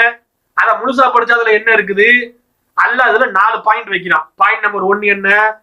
குல் ஆராய்த்தும் ததுவுன மின்துன், அல்லாஹ் விட்டு நீங்க எதெல்லாம் வணங்குறீங்களோ. பாயிண்ட் நம்பர் 1, அருணி மாதா ஹலக்குமின் அருள், எனக்கு காட்டு பூமியில் அவர்கள் எதை படைத்தார்கள் என்று காட்டு. நீ அல்லாஹ் விட்டு விட்டு லாத்து உசான்னு வணங்குற, ஏதோ கடவுள்களை வணங்குற, சிலைகளை வணங்குற, நீ வணங்கக்கூடிய சிலைகள் இந்த பூமியில எதையாவது படைச்சிருந்தா எனக்கு காட்டு. இந்த மரத்தை படைச்சிருக்குது, இந்த கொசுவை இந்த கடவுள் தான் படைச்சிச்சு, இந்த பென்சிலை இந்த கடவுள் தான் படைச்சிச்சுன்னு என்னத்தையா உனக்கு காட்டி தொலை. அப்ப உன்னால காட்ட முடியாது. First point out. அதே மாதிரி 2வது பாயிண்ட் என்ன? அம்ரவும் ஷிர்குன் ஃபி சமாவாத், வானத்துல ஏதாவது பங்கு இருக்குதா உங்களுக்குன்னு கேட்கிறான். நீங்க வணங்கக்கூடிய கடவுள்கள், முதல் வானத்தை இந்த கடவுள் பாத்துக்குவாரு, 2வது வானத்தை அந்த கடவுள் பாத்துக்குவாரு, அப்படி ஏதாவது இருக்குதா? ஒட்டுமொத்த வானம் பூமியை அல்லாதான் படைச்சு பாதுகாத்து கொண்டு இருக்கிறான். அப்ப நீ வணங்கக்கூடிய சிலைகளுக்கு வானத்துல ஏதாவது பங்கு இருக்குதான்னு கேட்கிறான் அல்ல. அடுத்து கேட்கிறான், அதுலதான் ஈத்து நிபி கிதாபின் மின் கபுல், உங்களுக்கு முன் சென்ற ஏதாவது வேதத்திலேயாவது இந்த மாதிரி இருக்குதா, வேதத்திலேயாவது உங்களுக்கு ஏதாவது சான்று இருக்குதா அப்படின்னு கேட்கிறான். அடுத்து கேட்கிறான், ஹாதா அவ் அதாரத்து மினில், ஒரு அறிவான இதெல்லாம் காட்ட முடியாட்டியும் ஒரு லாஜிக்கா ஒரு அறிவுபூர்வமா ஒரு இல்மு சார்ந்த ஒரு ஆதாரமா ஒன்று இருக்குதா, நீ ஒரு சிலையை வணங்குற, சிலையை அந்த சிலையை நீதான் படைச்சிருக்குற, அந்த சிலை உன்னைய படைச்சிச்சு நினைச்சு வணங்குறியே, இதுல ஏதாவது லாஜிக் இருக்குதா, இதுல ஏதாவது அறிவுபூர்வமான ஏதாவது விஷயம் இருக்குதான்னு சொல்லி ஒரு அறிவான விஷயத்தையாவது காட்டு அப்படின்னு அல்லாஹ் இங்க சவால் விட்டுருக்கானே தவிர இதுல எதுவுமே நடக்க முடியாது. அப்ப பூமியில எதையாச்சும் அவங்க படைச்சாங்களா, இல்ல நீ வணங்கக்கூடிய வேற வேற கடவுள்லதான் வானத்துல ஏதாவது பங்கு இருக்குதா, உனக்கு வேதத்துல ஏதாவது ஆதாரம் இருக்குதா, இல்ல என்னதான் ஒரு அறிவுபூர்வமான ஒரு சான்றாவது இருக்குதான்னு சொல்லி அல்லாஹ் சவால் விட்டு இங்க கேள்வி கேட்டிருக்கிறான்.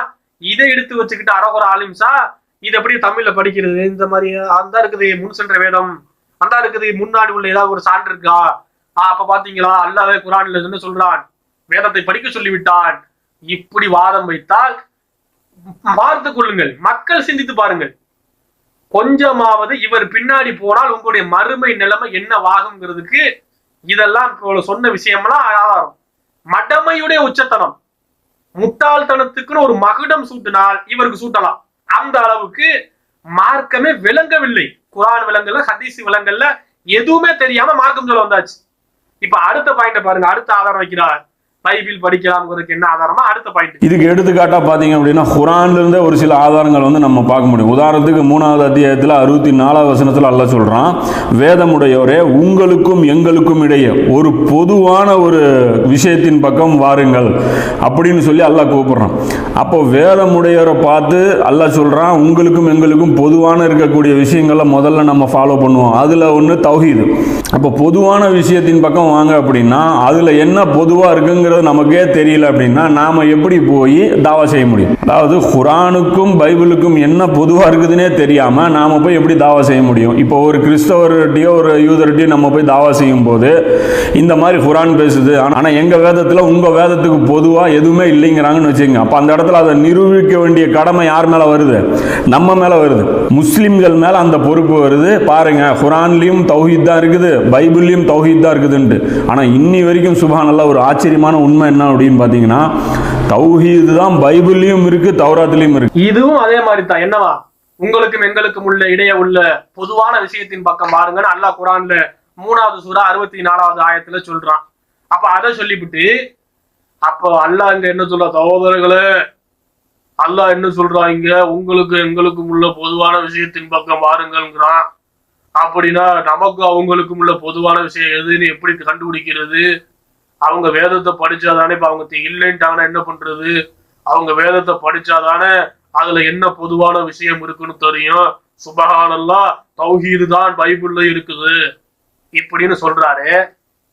மறுபடியும் சொல்ற அரகுர ஆலிம்சா அவர்களே, தயவு செய்து அந்த வசனத்தை முழுசா தமிழ்ல படிச்சாலும் முழுசா படிச்சு தொலைய வேண்டியது தானே. இதே இந்த 3வது சூரா 64வது வசனத்தை இப்ப ஸ்கிரீன்ல போடுறோம் பாருங்க. அதுல அல்லாஹ் என்ன சொல்றான், வேதக்காரர்களை பார்த்து சொல்றான், குல் நீங்க சொல்லுங்க, யா அஹ்லல் கிதாப், வேதம் கொடுக்கப்பட்டவர்களே, காலு இலா கலிமத்தின் சவாயின் பைனனாவா பைனக்கும், எங்களுக்கும் உங்களுக்கும் இடையே உள்ள பொதுவான விஷயத்தின் பக்கம் வாருங்கள். அரகுர ஆலிம்சா இதோட நிப்பாட்டிக்கிட்டாரு. ஏன்னா அடுத்தலாம் அவருக்கு படிச்சாலும் அது புரியாது. அப்ப உங்களுக்கும் எங்களுக்கும் உள்ள பொதுவான விஷயத்தின் பக்கம் வாருங்கள்னு சொல்லிட்டு அந்த பொதுவான விஷயத்தை போய் பைபிள்ல தேடு, அங்க தேடு, இங்க தேடுலாம் தேட வேண்டியது இல்ல. அதே வசனத்திலே அல்லாஹ் சொல்றான், காலு இலா கலிமத்தின் சவாயின் பைனனாவா பைனக்கும், உங்களுக்கும் எங்களுக்கும் இடையே உள்ள பொதுவான விஷயத்தின் பக்கம் வாருங்கள். அந்த பொதுவான விஷயம் என்ன? அடுத்த வார்த்தையில் அல்லாஹ் சொல்றார், அல்லாஹ் நஅபுது இல்லல்லாஹ், அல்லாஹ்வை தவிர வேறு யாரையும் வணங்க மாட்டோம். வலா நுஷ்ரிக பிஹி ஷையா, அவனுக்கு எதையும் இணையாக வைக்க மாட்டோம், இணை கற்பிக்க மாட்டோம். வலா யத்தகித பஅதுனா பஅதன் அர்பாப மின் தூனில்லாஹ், எங்களிலே ஒருவர் மற்றவரை அல்லாஹ்வை விட்டு நம்மள ஒருவர் கடவுளாக ஆக்கி கொள்ள மாட்டோம் என்பதுதான் அந்த பொதுவான விஷயம் என்று பைபிள்ல தேடி வேதக்காரர்கள்ட்ட போய் கேட்காம எப்படி கண்டுபிடிக்கிறது? அதெல்லாம் கண்டுபிடிக்க வேண்டியது இல்லை. சூப்பர் முஸ்லிம் முஸ்தபா அவர்களே, அந்த வசனத்தை படிச்சாலே அதுலயே இருக்குது. உங்களுக்கும் எங்களுக்கும் உள்ள பொதுவான விஷயத்துக்கு வாங்க, அது அல்லாவை தவிர யாரையும் வணங்கக்கூடாது, அல்லாஹ்க்கு இணை வைக்க கூடாது, நம்மள மண்ணொருத்தனை ஒரு மனுஷன் கடவுளா மாத்திக்கிற கூடாது.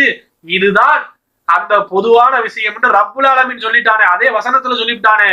இதுக்கு மேல நான் ஏன் பைபிளை போய் தேடி பிடிச்சா கண்டுபிடிக்கணும்னா, ஒருவேளை பைபிள்ல இப்படி வார்த்தையே இல்லாட்டியும் இப்ப நீங்க என்ன பண்ணுவீங்க, சரி பைபிள் எடுத்து இப்ப சூப்பர் முஸ்லீம் போய் பைபிளை தேடுறீங்க.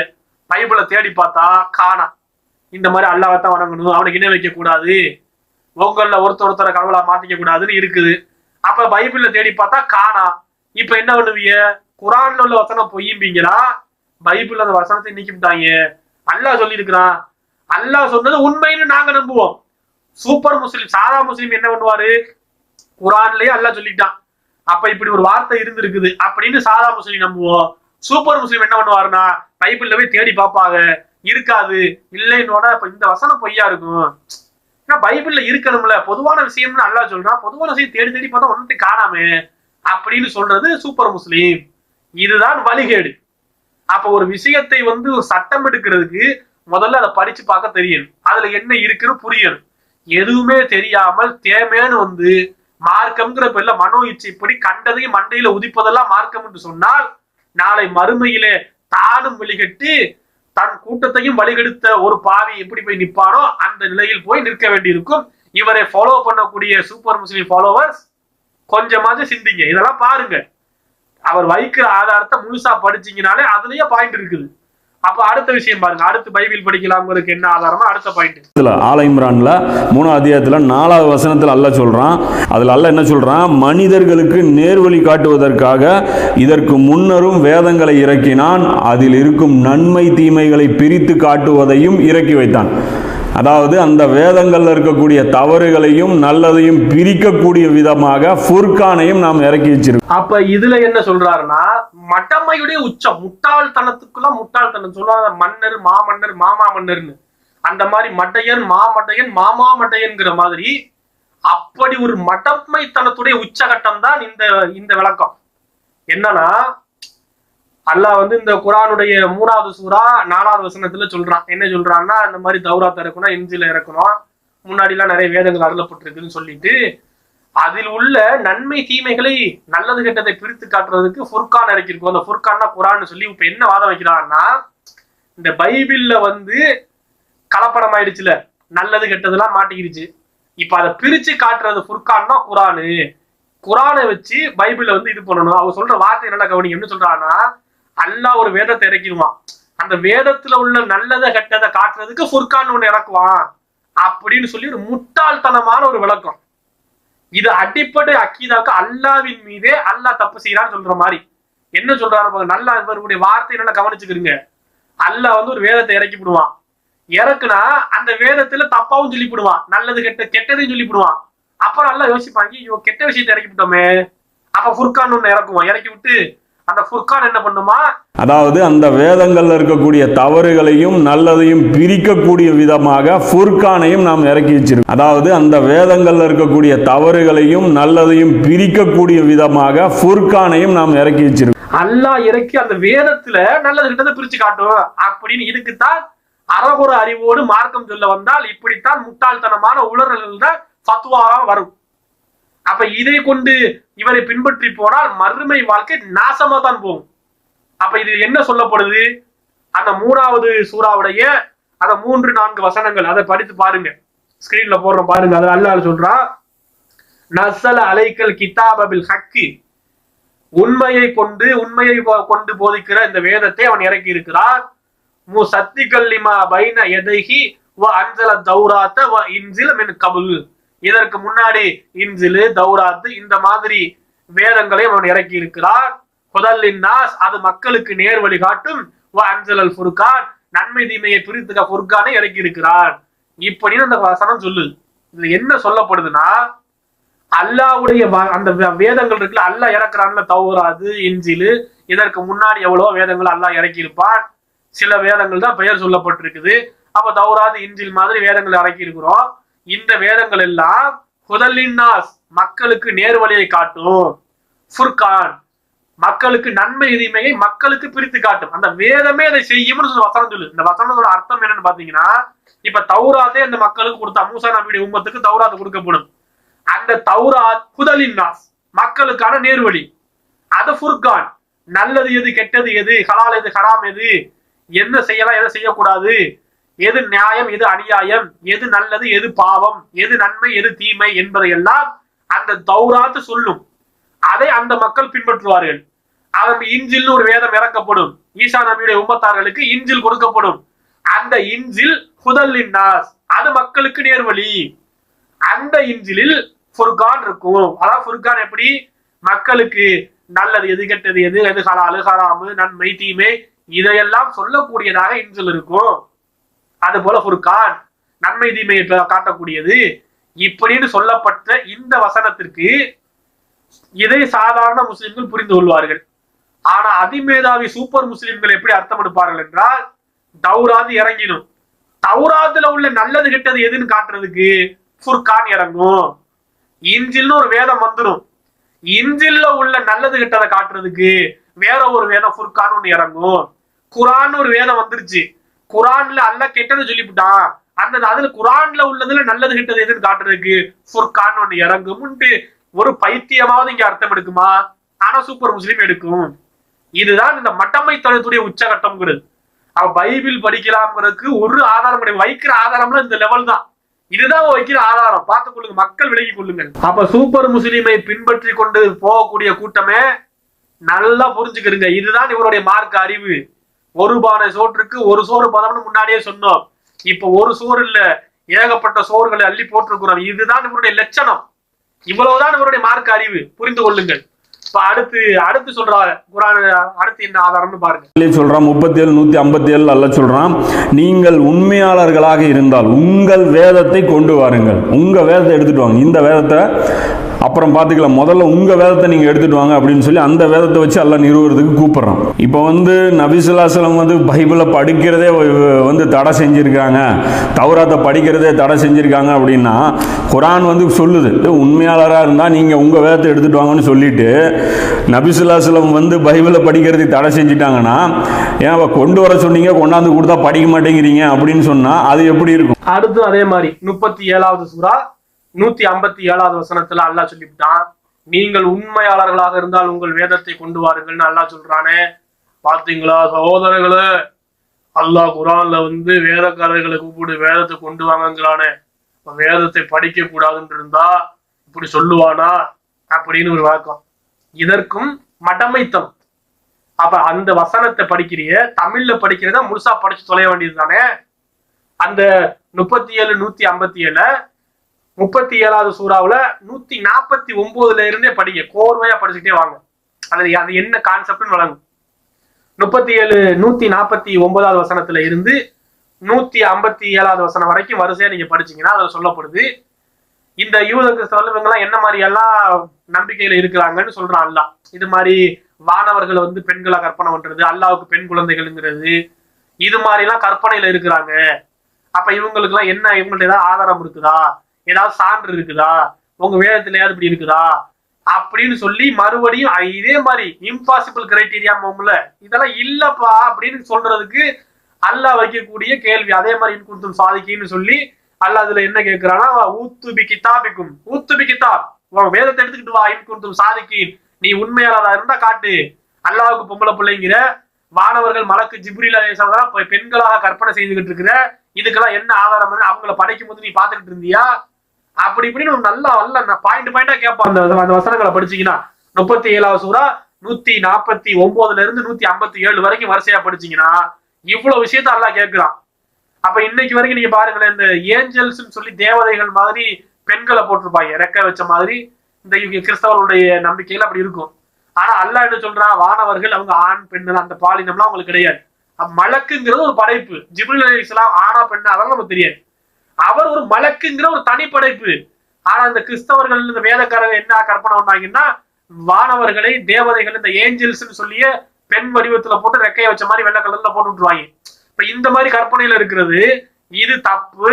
வானவர்களை படைக்கும் போது நீ பாத்தியா, நீ பக்கத்துலயா இருந்த, உனக்கு என்ன ஆதாரம் இருக்கு, உன் வேதத்திலே அப்படி இருக்குதா இப்படின்னு அல்லாஹ் கேட்கிற இந்த சவால் விடுற கேள்விகளை எல்லாம் பாத்தீங்களா சகோதரர்களே, அல்லாஹ் குர்ஆன்லயே சொல்லி இருக்கிற வேதம் படிக்க சொல்லி ஒரு பைத்தியக்காரன் கூட இப்படி புரிய மாட்டான்.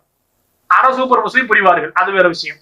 அடுத்த விஷயத்துக்கு வாங்க, அடுத்து வைக்கிற ஆதாரத்தை பாருங்க. அப்படிங்கிறது இப்னு மாஜால 4101வது ஹதீஸாவது வருது. அதுல நபி ஸல்லல்லாஹு அலைஹி வஸல்லம் குறிப்பிடுறாங்க, ஹிக்மத்தும் புத்திசாலித்தனமான பேச்சும் மூமினுடைய தொலைந்து போன சொத்து, அதை எங்கே பார்த்தாலும் அதை பெற்றுக்கொள்ளட்டும் அப்படின்னு சொல்லி சொல்றாங்க.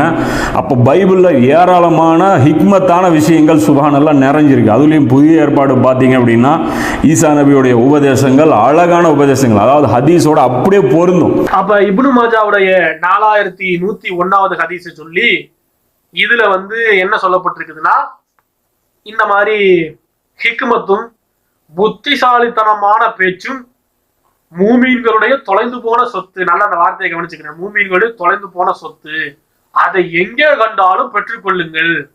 அதனால சுப்ஹானல்லாஹ், பைபிள்ல ஹிக்மத்தான விஷயங்கள் ஏராளமா இருக்கு. நீங்க எடுத்து வச்ச இப்னு மாஜா 4101 இருக்கே, அதுல அதுவா இருக்குது? அந்த ஹதீஸ்ல அப்படி கருத்தே கிடையாது. அப்ப இஷ்டத்துக்கு அரபியும் தெரியாம தமிழும் தெரியாம எதுவும் தெரியாம என்னத்தையாவது இஷ்டத்துக்கு மனமோட போக்குல பேசுறதா? நீங்க சொன்ன வார்த்தையிலே அந்த அர்த்தம் இல்லைன்னு அடுத்து வர்றோம். நீங்க எடுத்து வச்ச ஹதீஸ் எடுத்து பாருங்க. இப்னு மாஜாவுடைய 4101 ஹதீஸை போடுற ஸ்கிரீன்ல வரும் பாருங்க. அதுல என்ன சொல்லப்படுது? ரசூலுல்லாஹ் சொல்றாங்க, இதா ராயத்துமு ரஜுல், ஒரு மனிதரை நீங்க பார்க்கிறீங்க, அவர் எப்படிப்பட்டவர்னா, கத் ஓக்திய சுஹ்தன் ஃபி துனியா, அவர் துனியாவில பற்றற்றவராக, உலக ஆசை இல்லாதவராக இருக்கிறார். வகில்லத்த மன்தகின், அவர் ஒரு குறைவாக பேசக்கூடியவராக இருக்கிறார். ஒரு மனுஷரை பார்க்கிறீங்க, அவர் உலகத்துல துனியா பற்று இல்லாமல் உலக ஆசை இல்லாமல் இருக்கிறாரு, குறைவாக பேசுறாரு. சூப்பர் முஸ்லீம் மாதிரி 2 மணி நேரம் 3 மணி நேரம் வீடியோ போடாம குறைவா பேசுவார், குறைவான பேச்சு பேசக்கூடிய இருக்கிறாரு. அப்படிப்பட்டவரா இருந்தார்னா ஃபக்தரிபு மின்ஹு, அவரோடு நெருக்கமா இருந்து கொள்ளுங்கள், அவரோடு நீங்கள் நெருக்கமாகி கொள்ளுங்கள். ஏன்னா ஃபஇன்னஹு யுலக்கல் ஹிக்மத, அவர் ஹிக்மத் வழங்கப்பட்டவர், ஒரு அறிவு ஞானம் கொடுக்கப்பட்ட ஒரு அறிவாளி அப்படிங்கிறாங்க ரசூலுல்லாஹ். இதுல எங்க இருக்கு பைபிள் படிக்கிறதுக்கு ஆதாரம்? இந்த ஹதீஸ் என்ன சொல்லுதுன்னா, ஒரு மனிதரை பார்க்கிறீங்க, அவர் உலக பற்று இல்லாமலும் குறைவாக பேசக்கூடியவராக இருக்கிறாரு, அவரோடு நீங்க நெருக்கமாகி கொள்ளுங்க, அவர் ஹிக்மத் கொடுக்கப்பட்டவர் அப்படின்னு இப்னு மாஜாவுடைய 4101. சூப்பர் முஸ்லிம் சகோதரர்களே, தயவு செஞ்சு கிதாப் எடுத்து படிச்சு பாருங்க, இல்ல கூகுள்ல கூட அடிச்சு தேடுங்க, ஆங்கிலத்துல கூட டிரான்ஸ்லேஷன் இருக்கு, படிங்க. இதுல எங்கேயாச்சும் பைபிள் படிக்கிறதுக்கு இதுல ஆதாரம் இருக்குதா? அப்ப இவர் என்ன மொழிபெயர்க்கிறாருன்னா, இவர் எதுல இருந்து மொழிபெயர்த்தாருன்னே தெரியல. ஹிக்மத்தும் புத்திசாலித்தனமான பேச்சு பூமியினுடைய தொலைந்து போன சொத்து, எங்க பார்த்தாலும் எடுத்துக்கங்கன்னு சொல்லிட்டு, சரி இப்படி ஒரு வார்த்தை இருக்குன்னே வச்சுக்கிடுவோமே. ஒரு பேச்சுக்கு அந்த ஹதீஸ்ல அந்த அர்த்தமே இல்ல, ஒரு பேச்சுக்கு நீ சொல்ற மாதிரி இருக்குன்னு வச்சுக்கிடுவோம். அப்படி வைத்துக் கொண்டால் கூட இதன் மூலமாக பைபிள் படிக்கலாம் சொல்ல முடியுமா? ஹிக்மத்தும் புத்திசாலித்தனமான பேச்சு எங்க இருந்தாலும் எடுத்துக்கன்னு ரசூலுல்லாஹ் சொல்லிட்டாங்க.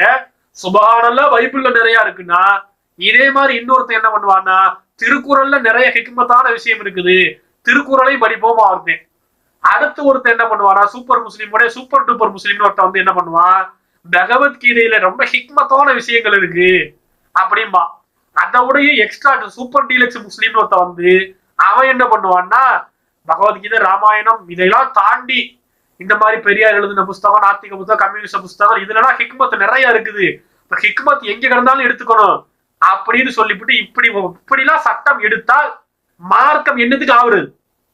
இவரை நம்பிக்கிட்டு போறீங்களே, அறியாமையில் இருக்கக்கூடிய சகோதரர்களே, சூப்பர் முஸ்லிமை பின்பற்ற உங்க மறுமை வாழ்க்கையை சிந்தித்து பாருங்க. இவரை நம்பிக்கிட்டு போனா என்னத்துக்கு ஆகுறது? அப்ப இதுதான் இவருடைய லட்சணம்ங்கிறத புரிந்து கொள்ளுங்கள். அடுத்து வைக்கிற ஆதாரத்தை பாருங்க, அடுத்த விஷயத்தை பாருங்க. நாம போய் ஒரு கிறிஸ்தவர்கிட்ட போய் ஒரு இந்து மத சகோதரர்கிட்ட போய் உரிமையா நம்மளுடைய வேதத்தை கொடுக்குறோம், இந்தாங்க நீங்க குரானை பாருங்க, இதுல இருக்கக்கூடிய கருத்துக்களை நீங்க சிந்திச்சு பாருங்க, சரியான கடவுள் கொள்கையின் பக்கம் வாங்க அப்படிங்கிறோம். அதே உரிமை அவனுக்கு நம்ம தரணுமா இல்லையா?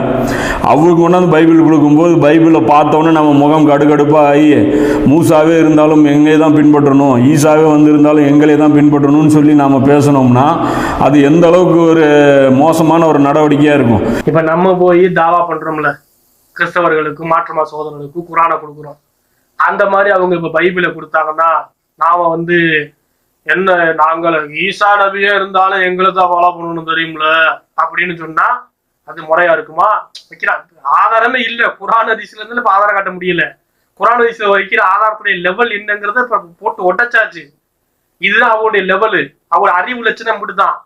அடுத்து இப்போ வந்து லாஜிக் வந்தா, தர்க்க ரீதியா லொஜிக்கலா வந்து இப்ப என்ன பண்றான்னா பாயிண்ட் எடுத்து வைக்கிறா. நம்ம போய் குர்ஆனை கொடுக்குறோம்ல கிறிஸ்தவனுக்கு, அது மாதிரி ஒரு கிறிஸ்தவ சகோதரர் வந்து நமக்கு பைபிள் கொடுத்தாருன்னா நம்ம படிக்கணும் அப்படிங்கிறா. அதுக்கு வந்து இந்த மாதிரி அதுக்கு ஏன் இந்த வார்த்தையை சொல்றாருன்னா அதுக்கு முன்னாடி ஒரு விஷயம் இருக்குது. அப்ப இந்த மாதிரி மூசா நபியே இருந்தாலும் என்னதான் ஃபாலோ பண்ணா நம்ம சொல்ல முடியுமா அவர் சொன்னது காரணம்.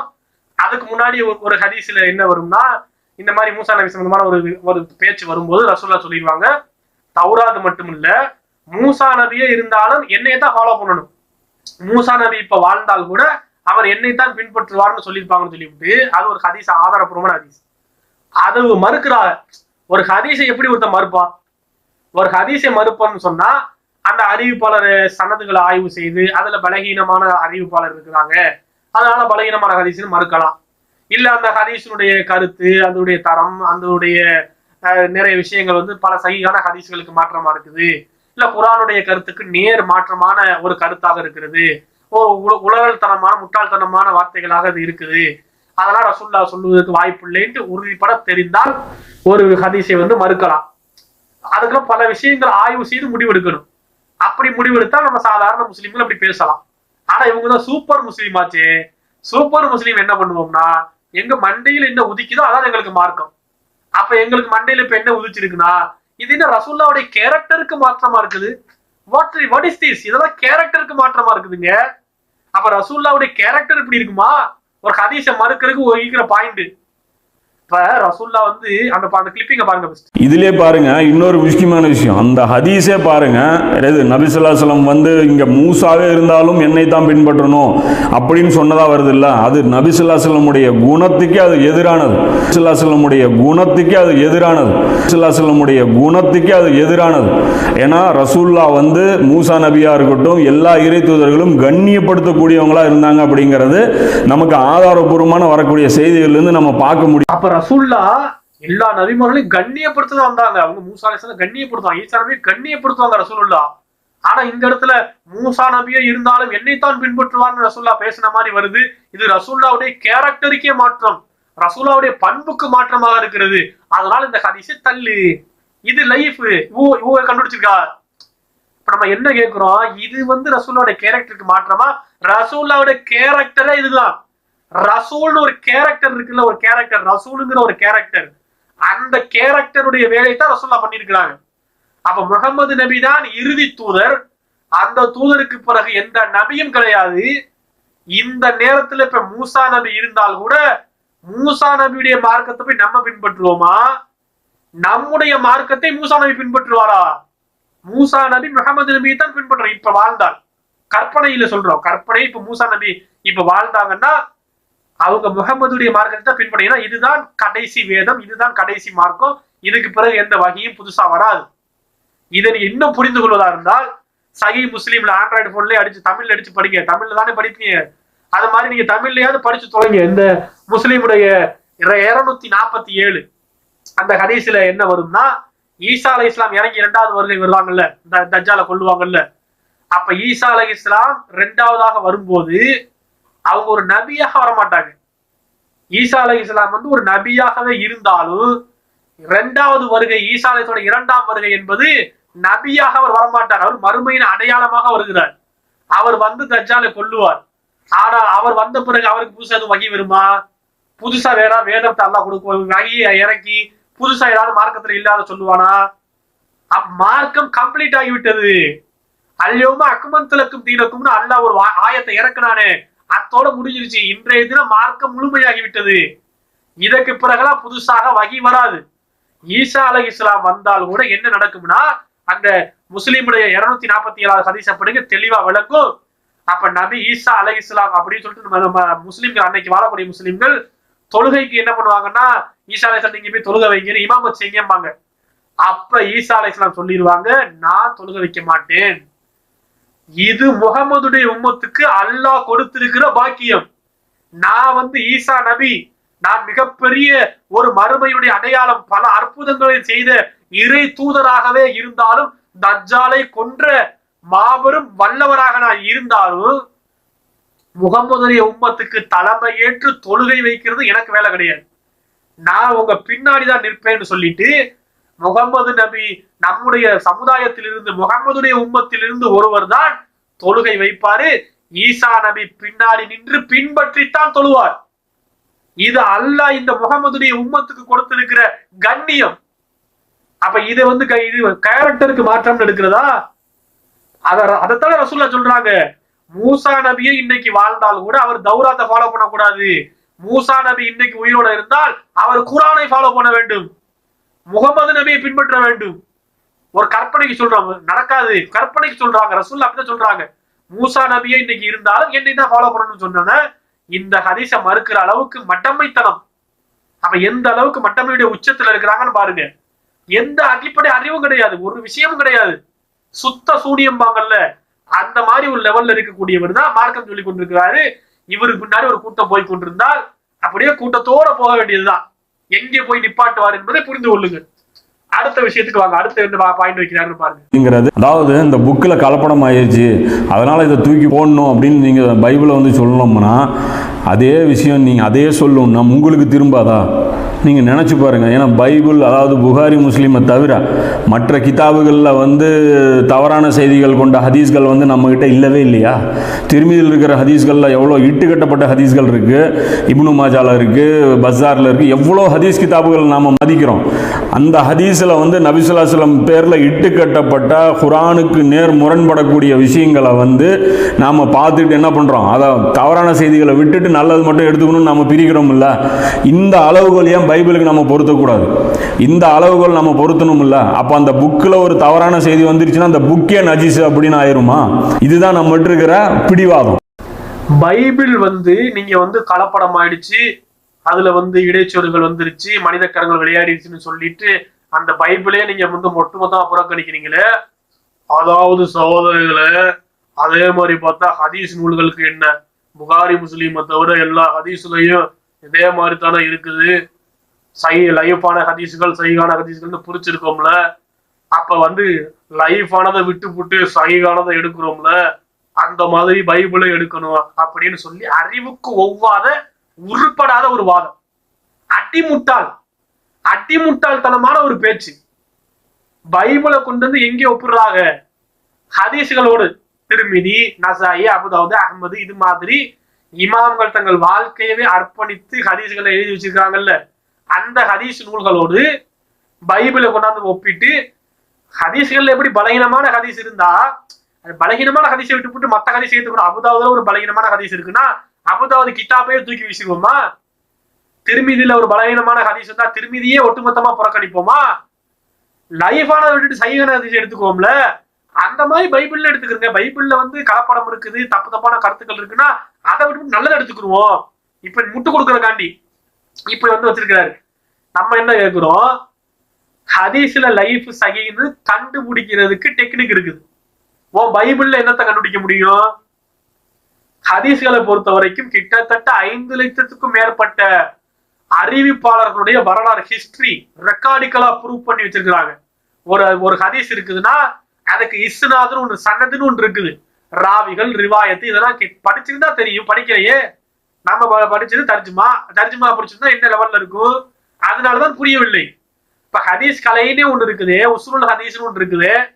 அப்ப ஹதீஸ்களை எப்படி ஆய்வு செய்யணும்னு ஒரு சட்டமே மதரசால ஓதி கொடுக்கப்படுது. அதுல என்ன சொல்லப்படுது? இப்ப ஹதீஸ்னா முதல்ல என்ன? ஹதீஸுக்கு இருக்கிற செக்யூரிட்டி பைபிளுக்கு இருக்குதா?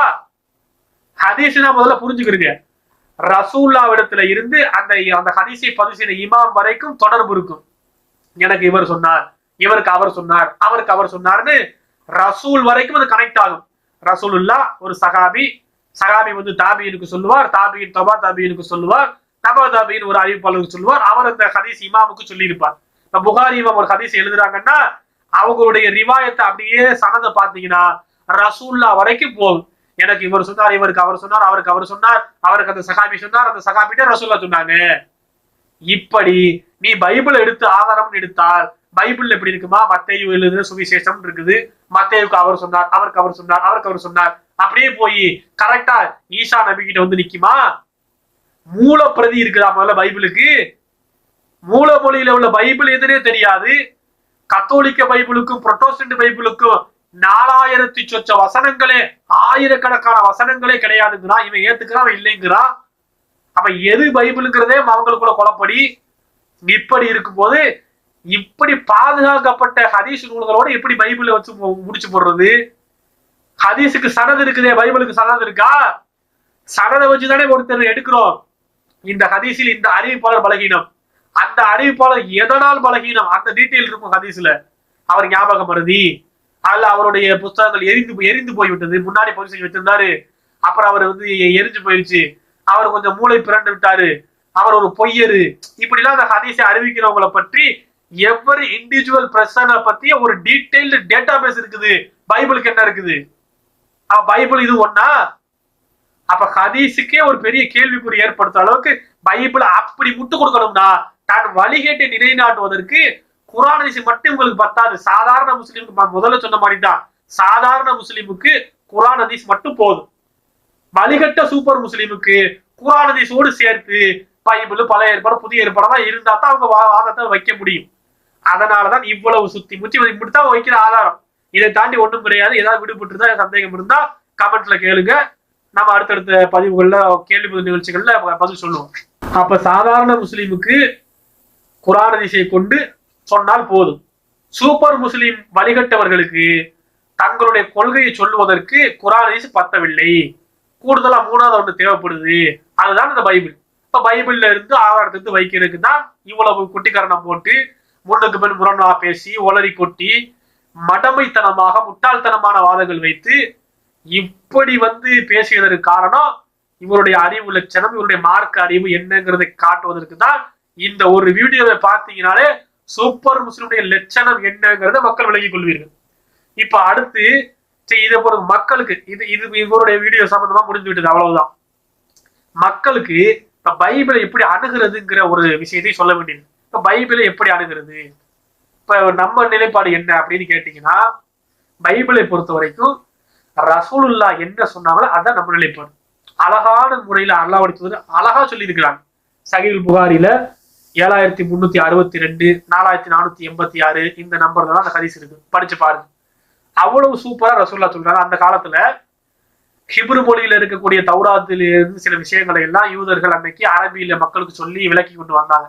அந்த நேரத்துல இப்ப ரசூலுல்லாஹ் என்ன சொல்றாங்கன்னா, மக்களை பார்த்து, லா துஸத்திகு அஹ்லல் கிதாப், நீங்கள் அந்த வேதக்காரர்களை உண்மைப்படுத்த வேண்டாம்.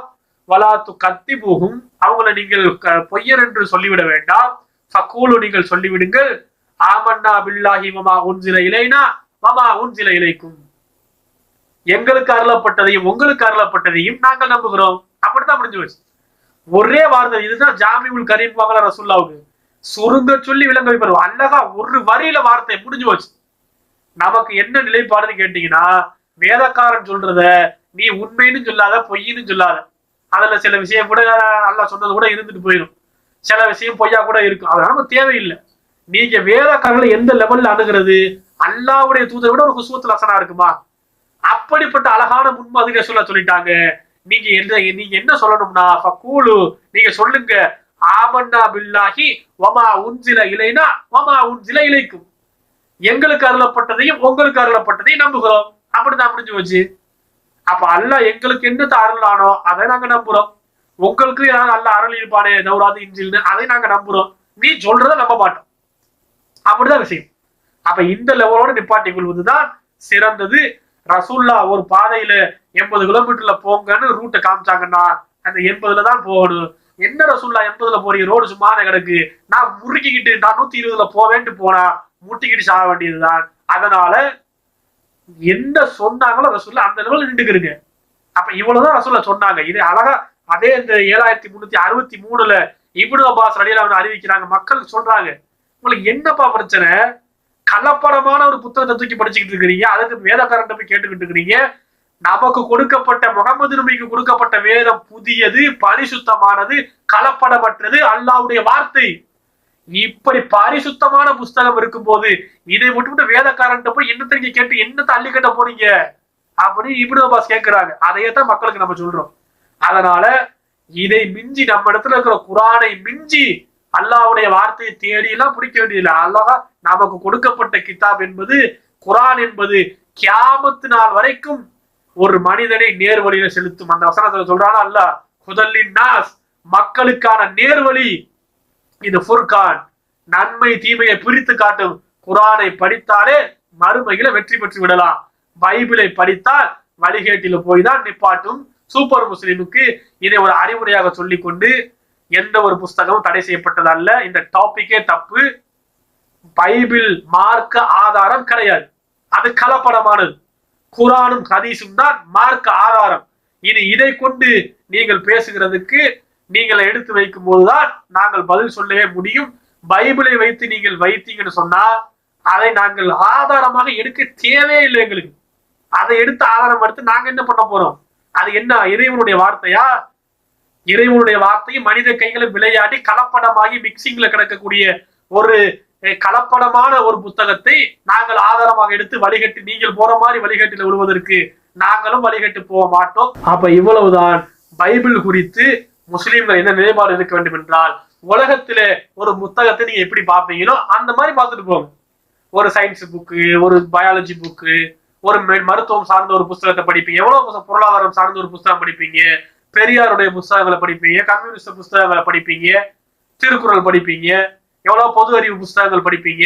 அந்த மாதிரி ஒரு உலகத்துல ஒரு புத்தகத்துக்கு என்ன மதிப்பு கொடுப்போமோ அதை எப்படி படிப்போமோ, ஒரு ரெஃபரன்ஸுக்கு எடுப்போம், ஒரு ஐடியாவுக்கு எடுப்போம்ல. ஒரு விஷயத்தை படிச்சு அதுல இருந்து ஒரு ஐடியா எடுத்துக்கிறது, ஒரு ரெஃபரன்ஸ் எடுக்கிறது, ஒரு ரிசர்ச்சுக்காண்டி பைபிள்ல என்னெல்லாம் தவறு இருக்குன்னு பாக்குறதுக்கு, பைபிள்ல என்னவெல்லாம் முரண்பாடான விஷயங்கள் இருக்குன்னு பாக்குறதுக்கு, இந்த மாதிரி ரிசர்ச் பண்றதுக்கு, பைபிள்ல இஸ்லாம் சொல்ற மாதிரி ஏதாவது கருத்துக்கள் சொல்லப்பட்டிருக்கா, இவங்க பைபிள்ல கிறிஸ்தவர்கள் எப்படி பைபிளுக்கு எதிராக நடக்கிறாங்க, இந்த மாதிரி எல்லாம் ஒரு ரிசர்ச்சுக்காண்டி ஒரு ரெஃபரன்ஸுக்காண்டி உலகத்துல எப்படி ஒரு புஸ்தகத்தை அணுகுவோமோ அந்த லெவலில் அந்த பைபிளை அணுகலாமே தவிர அதை இறைவேதம் என்கிற தகுதிக்கு அது வராது.